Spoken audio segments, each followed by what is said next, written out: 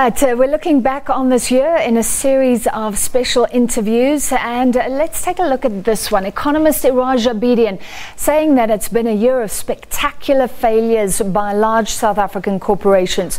As part of our end of the year series, we caught up with him to discuss the economic year that was and what he expects from next year. Well, Abedian, of course, has been an outspoken critic of firms implicated in state capture, suggesting they should be held to account by investors. He has said that no serious corruption can be sustained without collusion between private companies and politicians. Before we got to state capture, I asked him to sum up the 2017 economic year. Well, our economy in 2017, by all measures, is a depressed economy. We've just come out of a technical recession. Policy has all but disrupted the foundation of economic operations insofar as policy certainty in terms of creating confidence and predictability. All of those measures have been disrupted by no other than our own policymakers. So the economy is depressed and neglected.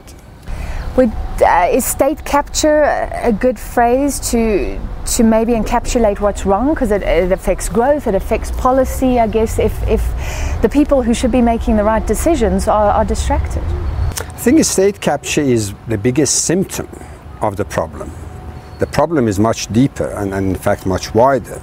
The real problem is that we don't have competent, ethical and visionary leadership at the helm. It manifests itself in state capture, which is stealing of public money. It also has got other dimensions, which is neglecting and disrupting operations of sectors such as mining, such as energy, such as transportation, and broadly logistics. Now, a modern economy cannot operate, never mind perform, cannot operate without appropriate, efficient infrastructure. Now you look at our economy, Eskom is in a complete shambles by all measures. Transnet is not much better. Our transportation infrastructure is again financially strapped. We look at our urban infrastructure, is completely in a state of decay.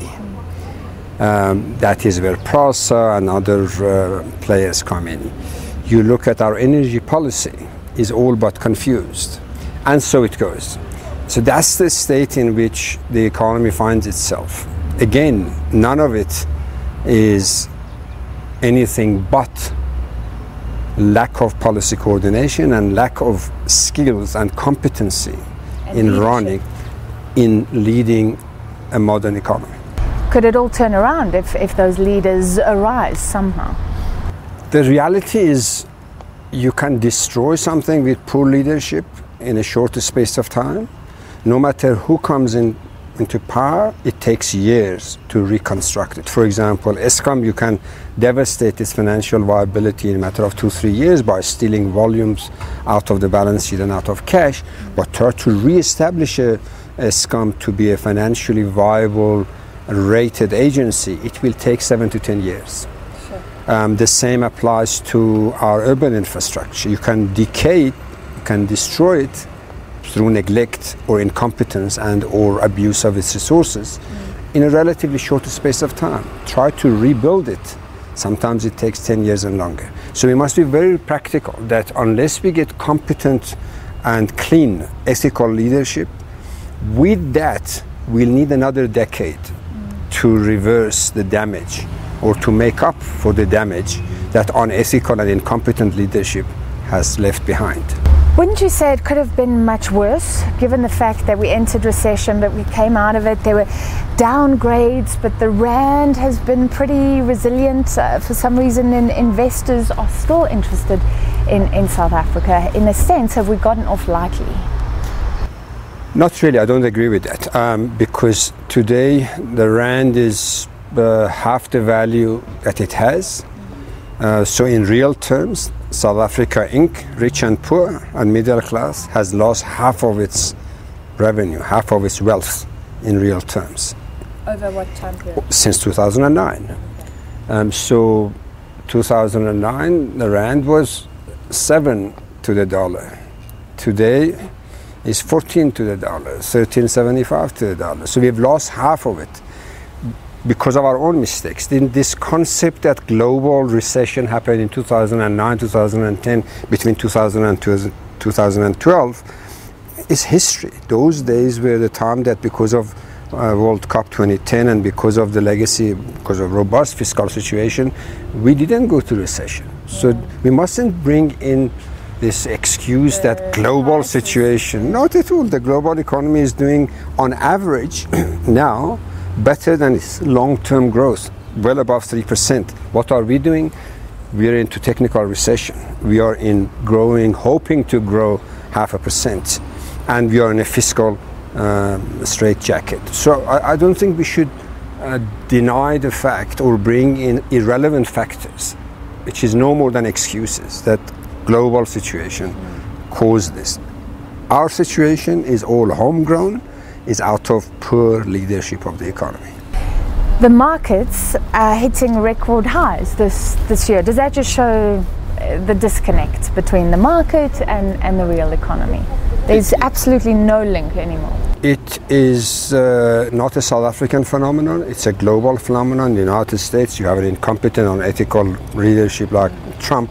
The market, responsible. Exactly. In US, in UK, you have the same. In Europe, you have the same. So there's an element of disconnect, but there is also an element that when markets disregard the structure of the economy, we have to worry, because it means the financial side of the economy is doing okay, but the real side of the economy is not, and that is just a matter of time that balloon is going to pop. Do you think 2017 is also the year of companies behaving badly, bad crisis management, bad ethics? Without a doubt, it's been a year of a spectacular failure by the very corporates that one didn't expect them to do what politicians have been doing. Secondly, one didn't expect them to manage it so badly.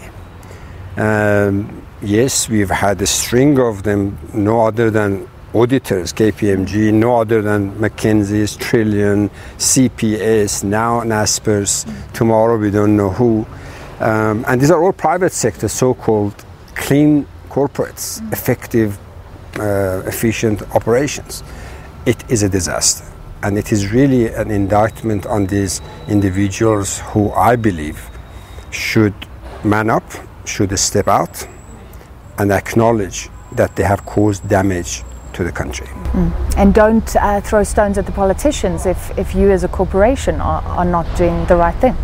I think corporations and private sector and civil society should never stop throwing stone at their elected representatives, should watch them. But also, by the same token, I'm a shareholder of Naspers. I'm a shareholder of Standard Bank, and so on and so forth, either directly or through my pension funds. Workers, members of COSATU and SAUTU and other federations, FEDUSA, they're all shareholders of these corporations. So we cannot be quiet when Naspers does something wrong, or KPMG, or anybody that's, especially if they're publicly listed. So we should throw stones. I prefer keep a watchful eye on our elected representative. By the same token, we should keep a watchful eye, without prejudice, on corporates. These are public offices in private sector and in the public sector. And we need to watch because it's about our prosperity, it's about our investments. All right, so what do you expect for next year? Anything better? 2018 is a watershed year, depending on the outcome of the African National Congress's elective Congress.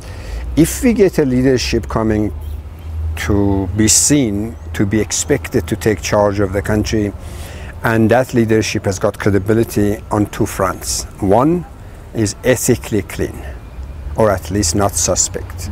Secondly, in tune with how to run a modern economy.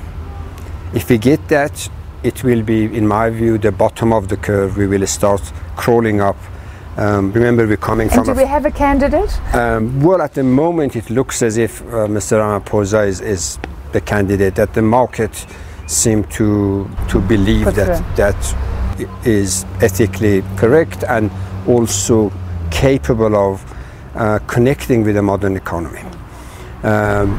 We do not know Dr. Nkosazana Zuma's credentials. We know her past, but she says nothing about the future. As of now, sitting here, I have no clue other than radical economic transformation of Gupta's, what she wants to do. I'm not interested what the terms mean. I want to know what she's going to do. And she has yet to pronounce on that. So we have a credibility issue. It would be unfortunate if she is judged by default because she hasn't said anything and she is seen by association to be a perpetuation of President Zuma's. That would be a disaster for the economy. All right, Economist Iraj Abedian, outspoken as always, part of our series of interviews. We'll bring you more in the days to come. And the only reason we didn't discuss Steinhoff is that we recorded that the day before. It all went crazy. It was prophetic, though, when he talked about misbehaviour of corporations. Yeah, and a theme for the year, and what a bang we've ended on if you look at Steinhoff. Now, for more updates on the ANC 54 conference, our revamped website offers you breaking news, interviews, reviews. Follow our blog for regular updates and watch live streams on our YouTube channel. Read all the special features, opinions, business and sport on our website, www.sabcnews.com. And just to let you know about that conference, just days to go, and we're speaking to the top 6 officials this week. We'll be speaking to the Deputy Secretary General, Jesse Duarte, after 7 o'clock.